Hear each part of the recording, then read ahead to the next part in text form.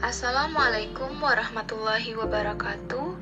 Kami dari kelompok 7 kelas 2A dan 4 akuntansi akan menjelaskan mengenai standar costing, target costing, dan kaizen costing. Yang pertama, pengertian standar costing. Standar costing adalah perhitungan harga pokok produk dengan membebankan biaya bahan baku langsung, biaya tenaga kerja langsung, dan biaya overhead pabrik berdasarkan biaya standar. Perhitungan harga pokok standar merupakan perhitungan harga pokok produk dengan menggunakan biaya yang ditentukan di muka. Selanjutnya, kegunaan standar costing. Yang pertama, perusahaan tidak perlu lagi membuat buku pembantu persediaan, baik untuk persediaan bahan baku maupun persediaan barang jadi. Hal ini karena harga beli bahan baku per unit dicatat sebesar harga standar, dan harga pokok barang jadi per unit dicatat sebesar harga pokok standar, sehingga nilainya sama selama setahun. Yang kedua, perhitungan harga pokok persediaan bahan baku dan persediaan barang jadi akan lebih mudah karena hanya mengalihkan kuantitas yang dibeli atau dipakai dengan harga standarnya dan kuantitas yang dihasilkan dengan harga pokok standarnya. Yang ketiga, biaya standar dapat digunakan untuk pengendalian biaya, yaitu dengan membandingkan antara biaya sesungguhnya dan biaya standar.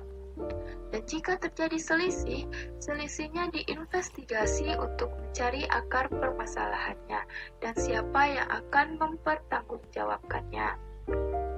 Yang keempat, biaya standar dapat digunakan untuk penilaian kinerja manajer. Manajer yang biayanya lebih kecil dari atau sama dengan biaya standar mencerminkan bahwa manajer tersebut memiliki kinerja yang baik. Artinya, biaya yang dikeluarkan efisien. Sebaliknya, jika biaya yang dikeluarkan lebih besar dari biaya standar, hal itu berarti kinerja manajer tidak bagus karena biaya yang dikeluarkan tidak efisien. Yang kelima, biaya standar dapat digunakan sebagai dasar untuk penyusunan anggaran. Baiklah, selanjutnya hubungan antara standar costing dan anggaran.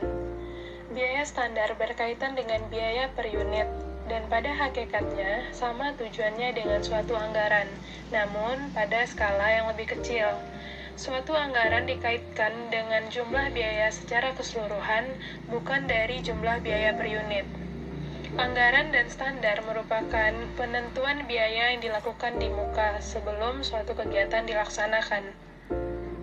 Selanjutnya kita masuk kepada penentuan jenis-jenis standar. Yang pertama, standar kapasitas teoritis atau theoretical capacity standard. Standar ini mendasar kepada kemampuan produksi suatu departemen atau pabrik pada kecepatan penuh tanpa berhenti. Tidak diperhitungkan adanya hambatan atau penghentian proses produksi yang tidak dapat dihindari, baik karena faktor internal maupun faktor eksternal. Seringkali disebut sebagai standar pada kapasitas penuh atau 100%. Standar ini sangat jarang dipakai karena tidak mungkin untuk dicapai. Yang kedua, standar kapasitas praktis atau practical capacity standard. Standar ini merupakan salah satu konsep pendekatan jangka panjang yang didasarkan kepada tingkat produksi teoritis dikurangi dengan hambatan-hambatan yang tidak bisa dihindari karena faktor internal. Selanjutnya, standar kapasitas normal atau normal capacity standard. Normal capacity standard ini juga merupakan konsep pendekatan jangka panjang, di mana standar kegiatan produksi dihitung dari standar teoritis dikurangi hambatan-hambatan internal dan eksternal. Yang terakhir, standar kapasitas yang diharapkan atau expected capacity standard. Capacity expected standard ini menggunakan pendekatan jangka pendek.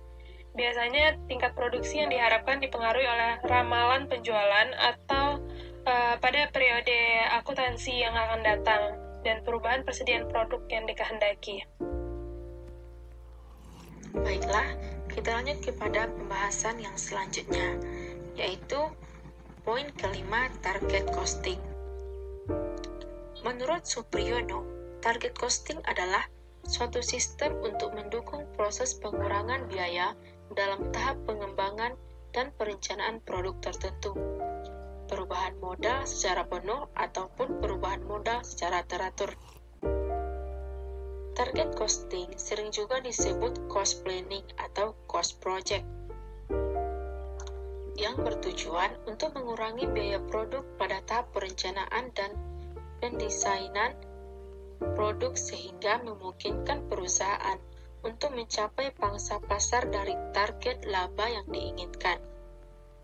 Dalam penerapannya, dibutuhkan interaksi yang efektif antara departemen produksi, perekayasaan, riset dan pengembangan, pemasaran, dan bagian akuntansi.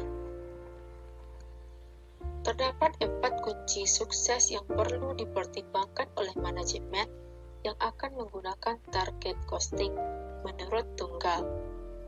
Yang pertama, internal examination, yaitu perusahaan akan memahami aktivitas-aktivitasnya, baik yang sedang berjalan maupun yang akan dilakukan di masa yang akan datang. Yang kedua, external analysis, yaitu menganalisis menentukan kebutuhan konsumen, keterbatasan pasar, produk pesaing, dan lain-lainnya. Yang ketiga, yaitu the process design. The process design meliputi value engineering, continuous improvement, dan kolaborasi supplier. Yang keempat, performance evaluation, yaitu pengukuran kinerja dilakukan dengan menghindari faktor-faktor tradisional yang berkaitan dengan aktivitas produksi. Target costing memiliki beberapa karakteristik, di antaranya yang pertama, target costing ditetapkan dalam tahap pengembangan dan perencanaan, berbeda dengan sistem pengendalian biaya standar yang diterapkan dalam tahap produksi. Yang kedua, target costing bukan metode manajemen pengendalian biaya dalam pemikiran tradisional, tetapi salah satu tujuannya mengurangi biaya.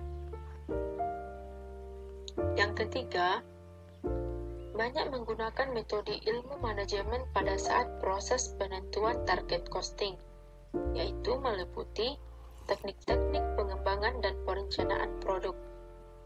Yang keempat, diperlukannya kerjasama di berbagai departemen. Yang kelima, target costing lebih sesuai dalam produksi produk ganda kecil daripada perusahaan memproduksi beberapa produk besar. Selanjutnya yaitu konsep Kaizen costing. Menurut ahli Yoshihiro Monden dan Taichi Ohno dalam Toyota Production System and Integrated Approach to Just-in-Time, mendefinisikan Kaizen costing adalah pemeliharaan tingkat biaya saat ini untuk produk yang saat ini diproduksi melalui upaya sistematis untuk mencapai tingkat biaya yang diinginkan. Arti dari Kaizen sendiri, Kaizen adalah istilah Jepang untuk perbaikan berkelanjutan dalam semua aspek kinerja entitas di setiap level, atau dikenal dengan istilah continuous improvement. Adapun konsep yang mendasar peningkatan berkelanjutan yaitu ada 3. Yang pertama, organisasi harus selalu mencari kesempurnaan. Tentunya, kata sempurna tidak akan pernah dicapai. Namun, harus selalu ada ruang untuk metode perbaikan, juga peningkatan saat ini. Yang kedua, pencarian untuk kesempurnaan harus tertanam dalam budaya dan pola pikir semua karyawan. Dan yang ketiga, perbaikan individu yang diidentifikasi oleh tenaga kerja akan menjadi kecil daripada menjangkau jauh. Konsep Kaizen costing memiliki beberapa karakteristik. Di antaranya, yang pertama, penekanan dari Kaizen costing adalah untuk menginformasikan dan memotivasi proses pengurangan biaya, bukan untuk mendapatkan biaya produk yang lebih akurat. kedua, pengurangan biaya dilakukan secara teamwork, bukan tanggung jawab individual. Yang ketiga, tim bertanggung jawab untuk menghasilkan ide-ide dalam rangka mencapai target pengurangan biaya. Yang keempat, analisis oleh frontline employees dan tim mengumpulkan informasi biaya dan bukan oleh staf akuntansi. Konsep ini memiliki beberapa kelebihan, di antaranya, yang pertama, menghindari biaya yang tersembunyi dalam proses produksi.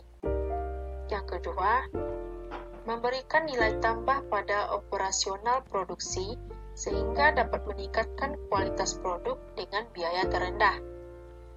Dan yang terakhir, dapat melakukan perubahan dalam waktu yang relatif singkat dan biaya yang rendah. Selanjutnya, perbedaan antara target costing, Kaizen costing, dan standar costing. Yang pertama, biaya target lebih kecil dari biaya yang dapat dicapai sekarang yang didasarkan atas proses dan teknologi standar. Standar berperan sebagai benchmark atau ukuran perbandingan yang mengukur tambahan kemajuan dalam proses pencapaian biaya target. Yang kedua, kalkulasi biaya target menunjukkan metode perencanaan biaya yang menekankan pada pengendalian spesifikasi rancangan dan teknik produksi, dan biaya target ditentukan oleh pasar dan berasal dari sumber eksternal. Pada biaya standar ditentukan terlebih dahulu dari analisis internal atas proses produksi, sedangkan pada biaya Kaizen lebih menekankan pada konsep pengurangan biaya. Baiklah, sekian dari kelompok kami. Terima kasih. Assalamualaikum warahmatullahi wabarakatuh.